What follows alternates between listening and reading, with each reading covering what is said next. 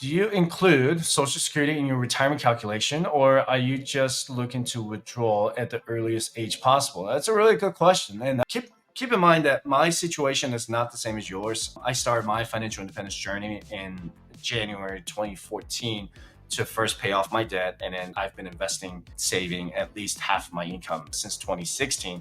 So I have been focusing 100% on my investments instead of Social Security. And I have been fortunate to know that since I was 30 years old, right? I was done with my money and when I was when I was 24, 25, 26. So that's when I also learned that Social Security annually, it is returning at a loss, like on average of 4%, 3% or something like that. I'm 38 now, 8 years into my fire journey, and I am still not including my Social Security calculation into my fire number. But if Social Security is going to be around by the time I'm 62, that would be great. I'm still going to take it. I'm not going to deny it. I'm probably gonna take it as 62 as opposed to 67 or 70. But I want to be aware of the required minimum distributions. So the RMDs, people don't think about RMDs as much when they should be. RMD age right now, since Secure Act 2.0, if you're born after 1960, it's age 72, right? So age 72. Okay, after looking at this video, I don't know why I kept saying 72 when it was supposed to be 73. It's 73. Every time I say 72, it's actually 73. So sorry about that. You're like, wow, that's so far away. For me, it's like, 34 years from now. Things are going to change 34 years from now. The tax rates may be a lot higher and, Social Security might be gone by then. Who knows? I'm not making that prediction right now. Now, what we all should plan for is required minimum distributions. Okay. What does that mean? So there's an RMD table on the IRS website. Okay. So when you hit that certain age, you have to withdraw from your traditional 401k, traditional IRA, traditional 403b, or traditional TSP, anything traditional or tax deferred. You have to start taking distributions from at age 72. Why? Why do you have to take them out? Because you put that money in pre-tax dollars. So the government said, well, you put that money in pre-tax dollars. You owe me taxes, buddy. So because you haven't paid taxes on the contributions to your retirement, they want to collect. So when they say they want to collect, they came up with the name required minimum distributions. Okay. So at age 72, the IRS said, we want you to start taking money out of your traditional 401k or any traditional 401k like account, or as well as traditional IRA, and so that you can pay taxes on that. So when people are living on their investments, let's say I live on my investments, and because here's kind of what I'm thinking about, right?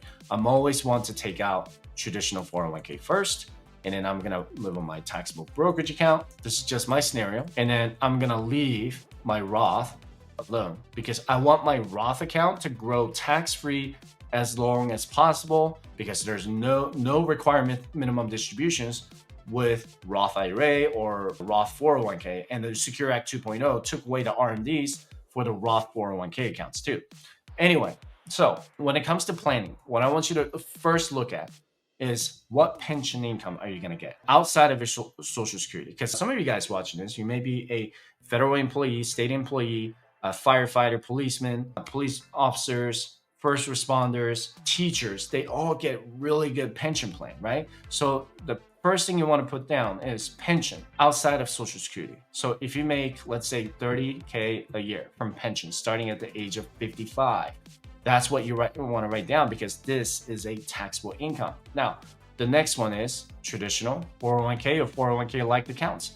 How much is that going to be? So if that's the case, then you can put 4% of $1 million. That could be $40,000 a year, right?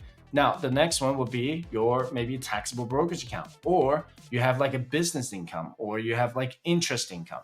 If you have business income, interest income, you're like, what the heck is interest income? If you look at your bank statements, you get an interest income every single year. If you have money in a high yield savings account, you're going to have to pay the interest income every year. And that is on ordinary income tax. So if you make 5% a year on the high yield savings account, remember, you're still going to pay, your federal income tax out of that, and as well as the state income tax.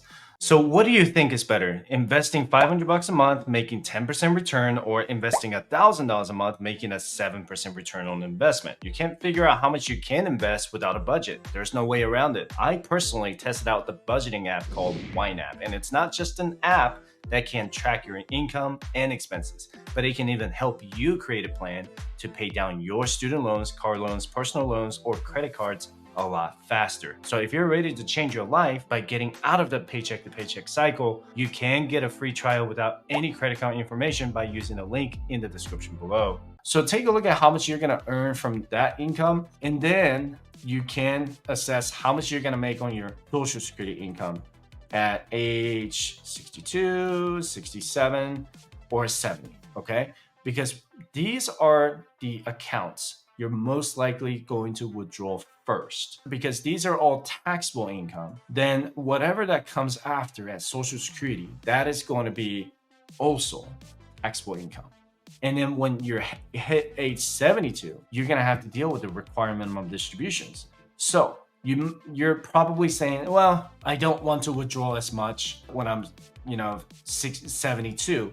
You may not even have a choice. The RMD might require you to withdraw more, and that puts you in a higher tax burden, okay? So the IRS will not hesitate to come after your taxes real quick. So when you're 62, if you take the Social Security out at 62, you're gonna lose about 30% of your benefit. And some people say, well, what if I invest that? Would that make sense? Sure. But before I get to the investment portion of it, I think the only thing we should all plan for is really RMD. And if you do it right between the age of 50 to 60 or 50 to 70, you have 20 years, you're going to be okay with your taxes. Get with a professional to make sure that you're on track to not have to pay as much taxes when you hit 72. Okay. Now, the other argument is, hey, why not just invest that Social Security check at 62? So my investment will grow 8% average annual return. How is that going to turn out, right? If you invest, let's say $3,000 a month, and I've done this math before, and I remember this. If you do an 8% average annual return from age 62 to 70, you're going to have about $383,000 by the time you turn 70.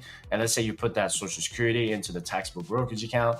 And that's actually still not as good as collecting at age 70, because your benefits could go up to something like $4,500 a month. And that's assuming that there's no market correction or a bear market for 8 years straight, right? So, if you're looking to do that, that's completely up to you. But, that's kind of like something that I'm like, well, I'll deal with it when the time comes. But what I care more about is how this is going to affect my taxes when I start collecting Social Security. Maybe at age 62, maybe it's not right for me to do it because I'm trying to convert my traditional 401k to Roth.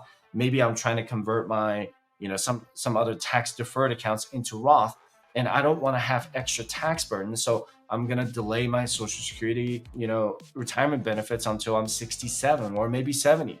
Those are the things that you want to consider, because there is actually no really easy way to reduce the taxes other than reducing the total taxable income when it comes to Social Security. Unfortunately, that's just the way it is. And, that's a really, really good question. And Social Security, if you talk to anybody on the FIRE journey, financial independence and retire early, you can ask anybody on the FIRE journey and they're just going to be like, but we do care more about how this is going to affect our taxes when we're in our 60s and then going into the 70s. And, those of you watching this at 38, 30s, 20s, you just don't know what the future holds. So we're going to have, who knows, where Social Security is going to be. But really good question. I appreciate it.